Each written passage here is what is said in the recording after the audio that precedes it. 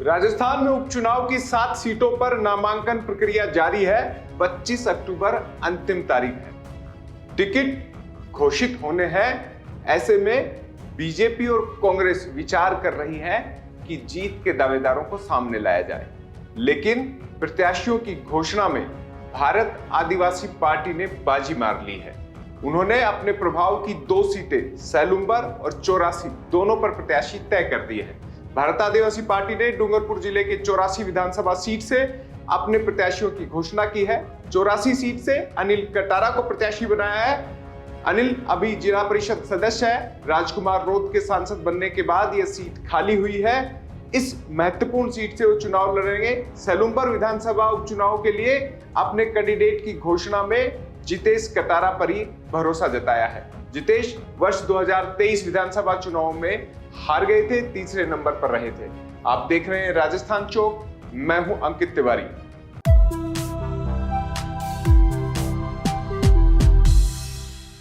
राजस्थान की राजनीति में अहम किरदार भारत आदिवासी पार्टी निभा रही है और इस बार 2 सीटों पर उन्होंने अपने प्रत्याशी उतार दिए हैं। दोनों ही सीटें न केवल पार्टी के लिए महत्वपूर्ण है, साथ ही सत्ता पक्ष बीजेपी और गठबंधन के लिहाज से कांग्रेस के लिए भी मायने रखती है। राजस्थान की आदिवासी अंचल की राजनीति को तय करने में दोनों सीटें सैलुंबर और चौरासी महत्वपूर्ण स्थान रखती हैं। सैलुंबर बीजेपी के पास थी, वहां बीजेपी के विधायक अमृतलाल मीणा के निधन से खाली हुई है। वहीं 84 सीट राजकुमार रोत के सांसद बनने के बाद चुनावी प्रक्रिया में शामिल हुई है। भारत आदिवासी पार्टी के राष्ट्रीय अध्यक्ष मोहनलाल रोत ने बताया कि आदिवासी पार्टी के सिलेक्शन प्रणाली के तहत वोटिंग की गई है। आगे बढ़े, प्रत्याशियों के बारे में बताएं उससे पहले सिलेक्शन प्रणाली बता देते हैं। यानी प्रत्याशी को मतदाताओं के बीच में जाने से पहले अपनी ही पार्टी के लोगों के बीच में लोकतांत्रिक प्रक्रिया से चयन होना होता है। इस वोटिंग प्रणाली में सभी तय लोग प्रत्याशी के जितने भी नामांकन आते हैं, जो अपनी इच्छा जाहिर करते हैं, उसमें मतदान करते हैं। जिसे सबसे ज्यादा वोट मिलते हैं उसे चुनाव में प्रत्याशी बनाया जाता है। ये प्रक्रिया राजकुमार रोत के लिए भी लागू है और अन्य उन सभी प्रत्याशियों के लिए जो चुनावी प्रक्रिया में आगे आए हैं। सिलेक्शन प्रणाली बेहद मजबूत इसीलिए भी बनाई गई है कि ये पारदर्शी रहे, लोगों में विश्वास है। सिलेक्शन प्रणाली के तहत वोटिंग में अनिल कटारा को सबसे अधिक वोट मिले। इसके बाद अनिल कटारा के 84 विधानसभा सीट से बीएपी के प्रत्याशी के तौर पर नाम की घोषणा भी कर दी गई। आप स्क्रीनशॉट देख भी रहे होंगे। अनिल कटारा आदिवासी पार्टी के सक्रिय कार्यकर्ता है। चिखली क्षेत्र से भारत आदिवासी पार्टी ने जिला परिषद सदस्य भी बनाया था। इस सीट पर पिछली 2 बार से राजकुमार रोत विधायक बने, 2018 में भारत ट्राइबल पार्टी से और इसके बाद 2023 में भारत आदिवासी पार्टी से चुनाव जीते हैं। पिछली बार सबसे ज्यादा 69,000 वोटों से जीत दर्ज की थी, जो रिकॉर्ड भी बना था और चर्चा में भी रहे थे। इस बार भी बीजेपी और कांग्रेस को कड़ी टक्कर दे रही है इस सीट पर। इस सीट पर 70% एसटी वोटर्स हैं, जबकि 10% ओबीसी और 20% जनरल। अल्पसंख्यक और एससी वोटर्स भी हैं। 1967 से लेकर आज तक इस सीट पर 12 बार चुनाव हुए, जिनमें 6 बार कांग्रेस इस सीट पर काबिज रही। पिछले 2 चुनाव में सीट राजकुमार रोत के कब्जे में रही है। हमने बताया कि बीटीपी यानी भारत ट्राइबल पार्टी और इसके बाद बीएपी यानी भारत आदिवासी पार्टी से राजकुमार रोत विधायक रहे थे और पिछली बार के आंकड़े ने तो चौंका दिया था। ऐसे में ये सीट बीएपी की अभी भी मानी जा रही है। इससे पहले किसी ने भी इतने बड़े मार्जिन से जीत हासिल नहीं की थी। भाजपा केवल 3 बार इस सीट को जीत सकी है। इस सीट पर अपना प्रभुत्व जमा चुकी है। 84 सीट भारत आदिवासी पार्टी की भावी राजनीति के लिए भी अहम है। ऐसे में इस पर सभी की निगाहें भी हैं। भारत आदिवासी पार्टी ने सैलुंबर विधानसभा उपचुनाव के लिए अपने कैंडिडेट की घोषणा में वही नाम सामने ला दिया, यानी जितेश कटारा।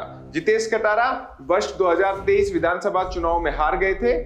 वोट काफी लिए थे, लेकिन तीसरे नंबर पर रहे थे। जितेश कटारा जितेश कुमार मीणा के नाम से भी जाने जाते हैं। वर्ष 2023 के विधानसभा चुनाव में भारत आदिवासी पार्टी ने सैलुंबर विधानसभा सीट से इन्हें प्रत्याशी बनाया था। 51,691 वोट मिले थे। तीसरे स्थान पर रहे, लेकिन मजबूत स्थिति में अब हैं। बीजेपी के अमृतलाल मीणा पहले स्थान पर, कांग्रेस के रघुवीर सिंह मीणा दूसरे स्थान पर रहे थे। भारत आदिवासी पार्टी के राष्ट्रीय अध्यक्ष मोहनलाल रोत की सहमति के बाद इन दोनों सीटों पर नाम तय हो गए हैं। प्रदेश अध्यक्ष रमेश मैड़ा ने प्रत्याशियों की घोषणा की है। जितेश भारत आदिवासी पार्टी के सामाजिक विंग के कार्यकर्ता हैं। बीएपी ने एक बार फिर उन्हीं पर भरोसा जताया। जितेश कटारा आदिवासी परिवार से है, वर्ष 2015 से जुड़े हुए हैं, 2016 से सक्रिय राजनीति कर रहे हैं। भील प्रदेश विद्यार्थी मोर्चे में वर्ष 2017 में सराड़ा कॉलेज की कमान संभाली थी। यहीं से जितेश ने राजनीतिक सीढ़ियां चढ़ना शुरू किया था। वर्ष 2019 में कॉलेज में विद्यार्थी मोर्चे को चुनाव जिताने में सक्रिय भूमिका इनकी रही है। 2022 में सराड़ा कॉलेज में फिर से बीजेपी और कांग्रेस के विद्यार्थी संगठनों को चुनावी कौशल से मात दी थी। इसी संगठनिक कौशल को देखते हुए जितेश के काम की बड़ी सराहना हुई। पार्टी ने 2023 में सलूम्बर विधानसभा सीट से उम्मीदवार भी घोषित किया था। जितेश ने बीए और एमए की डिग्री हासिल की है। हिंदी साहित्य से उन्होंने एमए किया है। फिलहाल वह एलएलबी की भी पढ़ाई कर रहे हैं। जितेश के परिवार में पिता कारीगर हैं। उनकी मां का वर्ष 2015 में देहांत हो गया था। इनके परिवार में पृष्ठभूमि के लिहाज से कोई राजनीति में नहीं है, लेकिन आदिवासी हलके की राजनीति को इन्होंने नए सिरे से सामने ला दिया है। इस बार कड़ी दावेदारी के मोर्चे पर है। कांग्रेस यहां सोच रही है कि गठबंधन से आए या अपने प्रत्याशी को उतारे जो कि मजबूत साबित हो, लेकिन इस सीट पर पिछले चुनाव हारने के बाद भी लगातार जितेश कटारा सक्रिय रहे, जिसका असर वहां पर देखा भी जाना संभावित है।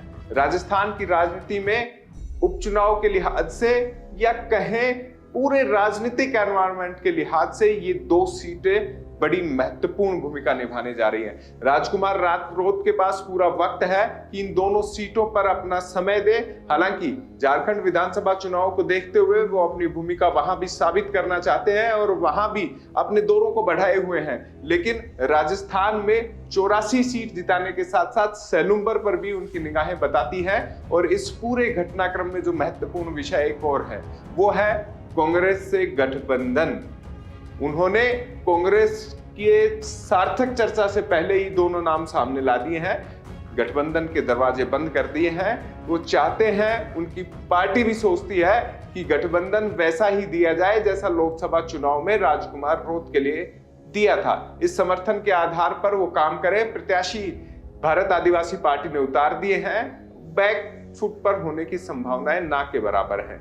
अब इन प्रत्याशियों के साथ भारत आदिवासी पार्टी राजस्थान की राजनीति में उपचुनाव की गर्माहट में अपनी तपिश दिखाने के लिए तैयार है। चुनावी परिणाम जो भी होंगे, लेकिन भील आदिवासी क्षेत्र की यह पार्टी अपने मजबूती दर्शाने में कामयाब रहेगी। बीजेपी कांग्रेस दोनों ही पार्टियों को, कांग्रेस के लिए तो 84 में कोई अवसर नहीं है, सलूम्बर में भी काफी हद तक वह कांग्रेस को इस बार पीछे छोड़ने में कामयाब रहेगी। मुख्य मुकाबला बीजेपी और बीएपी यानी बाप पार्टी के साथ है। मुकाबले में कौन सरदार बनेगा और कौन केवल किरदार, ये 13 नवंबर को मतदान के दिन तय होगा और सामने आएगा 23 नवंबर को। राजस्थान चौक तब तक पल पल की अपडेट आपको देता रहेगा। नए दर्शक हैं सब्सक्राइब कर लीजिए, पुराने हैं लाइक बटन दबाइएगा, खबर को पूरा देखिएगा और फिर बताइएगा कैसी लगी। नमस्कार।